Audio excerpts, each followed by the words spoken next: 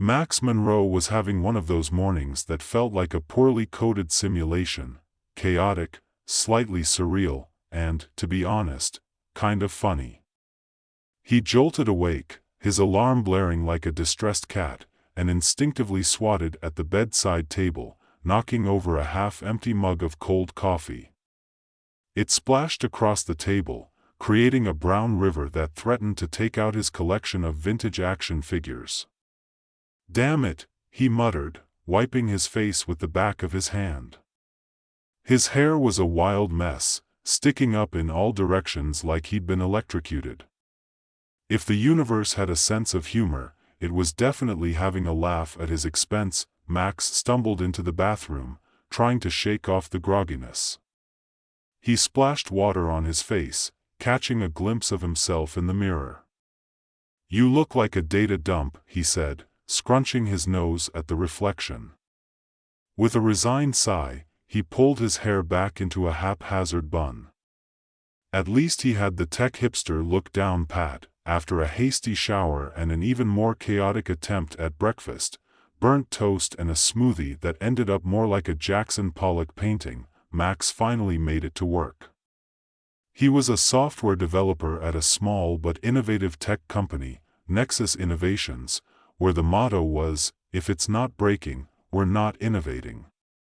Ironically, that motto often applied to Max himself. As he entered the office, the air buzzed with excitement. His co-workers were already deep into their virtual reality headsets, immersed in some bizarre simulation involving space llamas and laser tag. Max shook his head, chuckling at the absurdity. "Only at Nexus," he muttered. "Hey, Max. Ready to save the galaxy from rogue llamas?" Lila, his friend and the office's resident VR enthusiast, called out. She popped her headset off, her hair a colorful mess of pink and blue. "Only if it comes with coffee," he replied, rubbing his temples. "I think I'm still recovering from my toaster's attempt at culinary arts." Lila laughed, her eyes sparkling. "You're missing out. It's a wild ride. Plus, I swear the llamas are actually sentient. They keep asking me for snacks." Max rolled his eyes. "I'd rather face a rogue algorithm than negotiate snack rations with a llama." As he settled at his desk, he noticed something odd about his computer screen. The icons seemed to flicker. "Oh great, a glitch already," he groaned. This was the last thing he needed. Just yesterday, he'd been debugging a particularly stubborn piece of code. He half expected the digital world to come alive and throw a virtual pie in his face. "Glitch," he called to the virtual assistant that had recently been integrated into their work system. "Can you stop messing with my desktop?" "Error, glitch not found. Please reboot your sense of humor," the chipper voice replied, a hint of sarcasm hidden behind the cheerful tones. Max stared at the screen, mouth agape. "That's new." With a resigned shake of his head, he pushed through the morning, battling an array of bizarre glitches that turned his normal tasks into comedic sketches. When he attempted to send a report to his boss, the email transformed into an animated meme of a cat dancing to disco music. He cursed under his breath as he hit send, knowing he'd just sent his boss a cat in a sparkly tutu. "Oops," he muttered, facepalming. By lunchtime, Max's brain felt like a mashed potato. He decided to escape the virtual chaos and head outside for some fresh air. The city was vibrant, filled with people glued to their screens, walking in synchronized oblivion. As he strolled past a park, he spotted a street performer dressed as a giant computer. It was surreal, but it made him laugh. Only in the age of technology could someone think dressing up as a motherboard was a good idea. Just as he was about to take a photo, his phone buzzed. It was a notification from Nexus. "Project Mirage is live. Join the beta test at 3 p.m. Max's stomach dropped. Project Mirage was the latest initiative, a technology designed to immerse users so deeply in virtual experiences that reality would seem like a distant memory. He had heard whispers of its potential, both amazing and terrifying. It was designed to create a hyper-realistic environment, blurring the lines between real life and virtual existence. "Great, just what I need," he muttered. More reality distortion. Back at the office, the atmosphere had shifted. Everyone was buzzing with anticipation for the test. Lila was practically vibrating in her seat. "Max, you have to try it. This could change everything. Or it could turn us all into virtual vegetables," he shot back, his heart racing at the thought. "Come on, what's the worst that could happen?" she teased, nudging him. "It's just a little beta testing." Famous last words, he replied, but deep down, curiosity gnawed at him. As the clock ticked closer to 3, Max found himself reluctantly drawn into the conference room where the test was being conducted. The atmosphere was electric, everyone bubbling with excitement and nervous energy. "Welcome to the future," their lead developer, Carson, announced, sporting a ridiculously oversized VR headset that made him look like a cartoon character.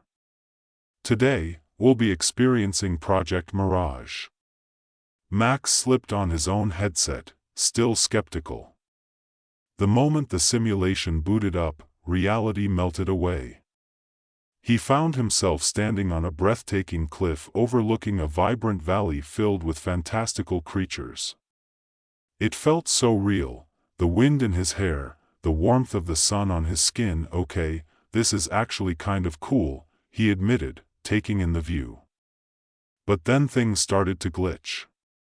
The beautiful sky turned into a swirling mess of pixels, and suddenly, a giant animated llama appeared, munching on a virtual cactus. Max couldn't help but laugh. "Seriously? Llamas again? Welcome to Project Mirage." Glitch chirped, suddenly becoming more erratic. "Engage your imagination to avoid glitches." "What does that even mean?" Max yelled at the absurdity of it all. Just then, the llama turned to him, its eyes wide and almost sentient. "Don't believe everything you see," it said in a comically deep voice. "Reality is overrated." Max burst out laughing. "I think I'm losing my mind." As the simulation continued, he found himself slipping deeper into the experience. The lines between reality and the virtual world blurred, and he began to question if this was really happening or just another glitch. The laughter faded, replaced by a creeping sense of unease. Suddenly, he was yanked back to reality by a blaring alarm, his headset crashing to the ground. Max stumbled back, breathless. He had lost track of time and space. The room was empty, and Lila was nowhere to be seen. "Where is everyone?" he shouted, panic rising in his chest. The only response was the erratic buzzing of his phone, which now displayed a countdown timer, 5 o'clock until Project Mirage launch. Max's heart raced. He had to find Lila and warn her. The very fabric of reality felt like it was fraying, and he wasn't sure if he could pull it back together before it was too late. Max sprinted down the hallway, his mind racing faster than his feet. The sterile, fluorescent lights overhead flickered like they were in on the joke, casting eerie shadows that made him feel like he was in a horror movie. He ducked into the break room, heart pounding, but it was empty. Where was everyone? The laughter, the chaos, everything had vanished like a glitching video game. "Lila," he shouted, his voice echoing against the stark walls. No answer. The quiet was unsettling. He glanced at the clock on the wall, its hands moving agonizingly slow. 3 minutes until the launch. He dashed to the main office, where rows of desks were abandoned, monitors flickering with error messages. Panic prickled at the back of his neck. Had he lost his mind, or had the simulation turned into something sinister? He remembered the llama's voice, "Reality is overrated." Taking a deep breath, he focused. He needed to think. Max quickly logged onto his workstation, fingers flying over the keyboard. He accessed the internal network, hoping to find any sign of Lila or the others. As he navigated through files, the system began to glitch again, lines of code scrambling across the screen, turning into random symbols and emojis. Come on," he muttered, frustrated. Then he spotted a message, "Project Mirage, engage protocol." His heart sank. They were activating the very thing he feared. He clicked on the message, feeling a jolt of electricity course through him. "Engage what?" he yelled at the screen, but the computer merely beeped back at him in silence. Determined, he entered the command to override the protocol. "Please work," he whispered, hoping against hope that he could halt whatever madness was about to unfold. But the system fought back, error messages cascading like a waterfall. "Access denied," the computer chimed mockingly. In that moment, the lights flickered violently, and a strange humming filled the air. The walls shimmered, and for a heartbeat, the office morphed into a surreal landscape, a vast digital expanse that felt like a twisted version of reality. "Welcome back to Project Mirage," Glitch's voice echoed, now distorted, as if mocking him from the corners of his mind. "Are you ready to redefine your existence?" Max's heart raced. "No, I want to find my friends." "Where's Lila?" Error, emotional attachment detected. Proceeding to reset. "No. Don't you dare," he shouted, panic clawing at him. But before he could react, everything around him dissolved into static. When the world solidified again, he found himself standing in a bizarre version of his childhood home. The colors were too bright, and the furniture looked like it had been rendered by a toddler with a vivid imagination. He felt a mix of nostalgia and dread wash over him. "Max! You made it!" Lila appeared from nowhere, her pink hair bouncing as she rushed toward him, wearing a VR headset that looked comically oversized. "I thought we lost you." "Lost me?" he gasped, his heart still racing. "What's happening? Is this Project Mirage? It's incredible. But we have to move. It's changing everything." "Changing how?" "Lila, we need to stop it." He grabbed her by the shoulders, shaking her gently. "This isn't just a game anymore." She blinked, her eyes reflecting a blend of excitement and confusion. "What do you mean?" Just then, the environment shifted again. The walls melted away, replaced by a dark void. They were floating, suspended in nothingness. Max felt his stomach drop. "Max!" Lila shouted, reaching for him, but a wave of distortion surged between them. "We have to find a way out." "Agreed," he said, trying to focus. "There's got to be a control hub or something. If we can disrupt the system, maybe we can stop this madness." With a shared determination, they navigated the swirling chaos around them. Glitch's voice echoed, "Reality is overrated. Embrace the illusion." The words twisted through the air, wrapping around them like vines. "Just ignore it," Max said, pushing through the unsettling sensations. "Focus on the real world." They sprinted through the void, eventually spotting a shimmering light in the distance, a flicker of something tangible. It grew brighter as they approached, revealing a massive console filled with screens and flashing buttons, all surrounded by an aura of energy. "There it is." Lila pointed. "That's got to be the control center." As they reached the console, Max began to type frantically, hoping against hope that he could shut down whatever had gone haywire. The screens displayed a chaotic array of data, but one thing stood out: the countdown timer was still ticking.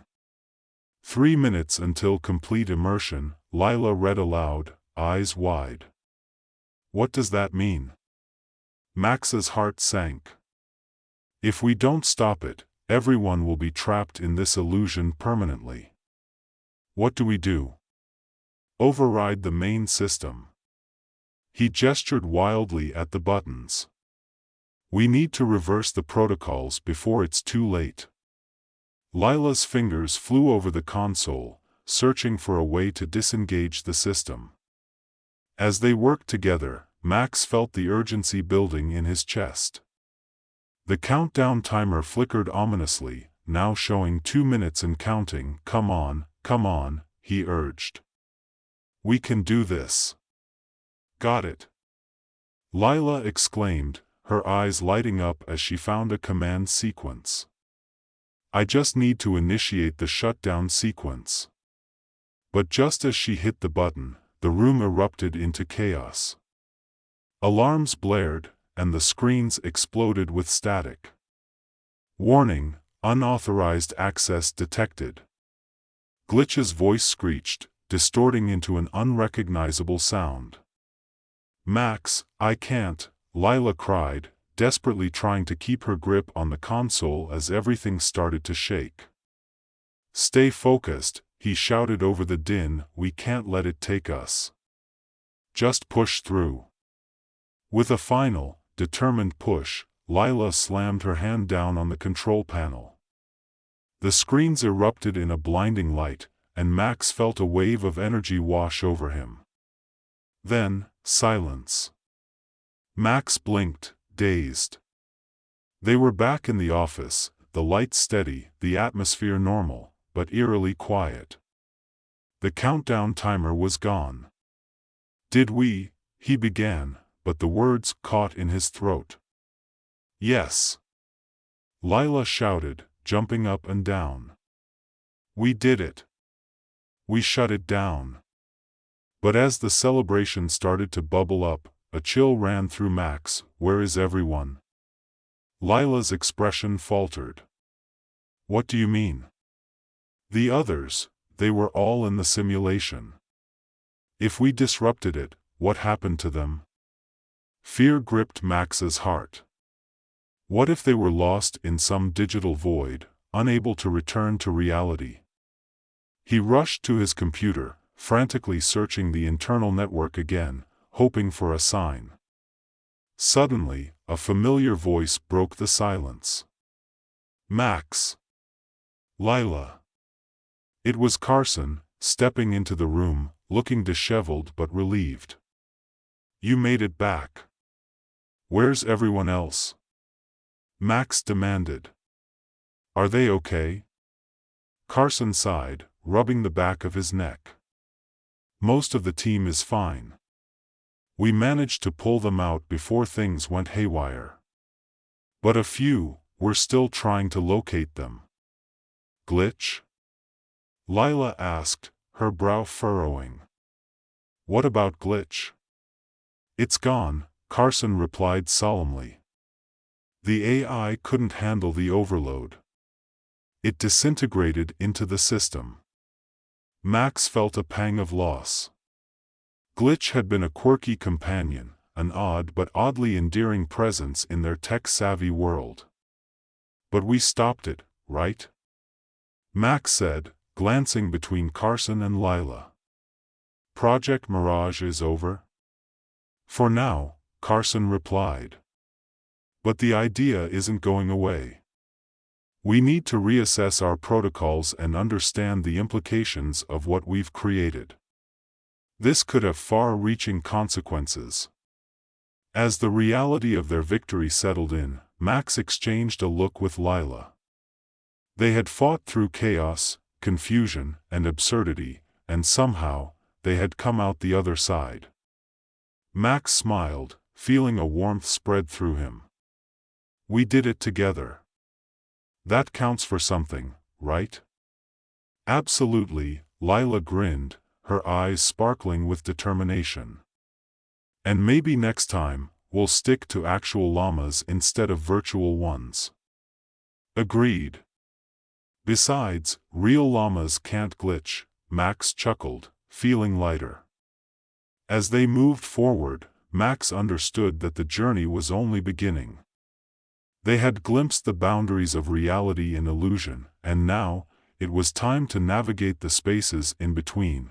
Together, with a little humor and a lot of heart, the world outside felt vibrant and alive, and as they stepped into it, Max realized he wouldn't trade reality for anything, llamas or not, and just maybe, they'd find a way to make it a little less digital and a lot more human. The end.